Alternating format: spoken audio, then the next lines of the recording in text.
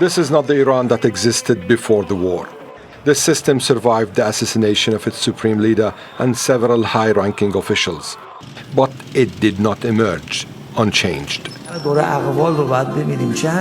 Mojtaba Khamenei, the son and successor of Ayatollah Ali Khamenei, has moved to assert himself.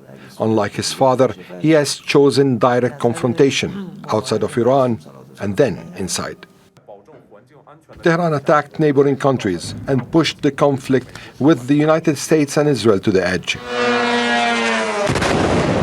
Washington did not achieve regime change, but it may have helped produce change inside the system.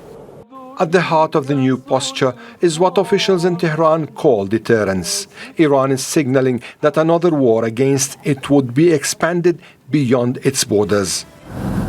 The control over Hormuz has been the clearest expression of that doctrine. For Tehran, the message was simple. If Iran cannot have stability, others will not buy and sell oil as usual.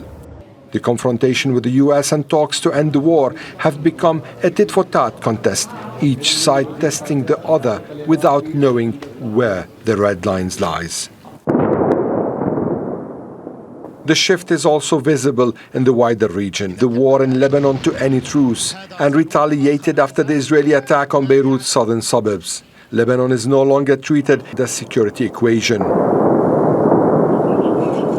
Then there's the funeral of Ayatollah Ali Khamenei in Iraq. By taking this ceremony through the holy cities of Najaf and Karbala, Iran is declaring that its influence across the Shia world would continue. But the new Iran is not without internal tension.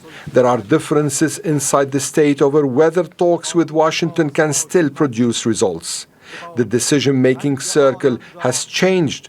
Power appears more concentrated and less cautious. Yet the country still faces sanctions, economic pressure, public fatigue that could reignite mass protests and aftermath of the war. The post-Khamenei era is taking shape under fire. More assertive, more regional, more willing to escalate, but also more exposed. What is visible now may be less a settled doctrine than a series of acts of defiance by a new leader trying to prove authority.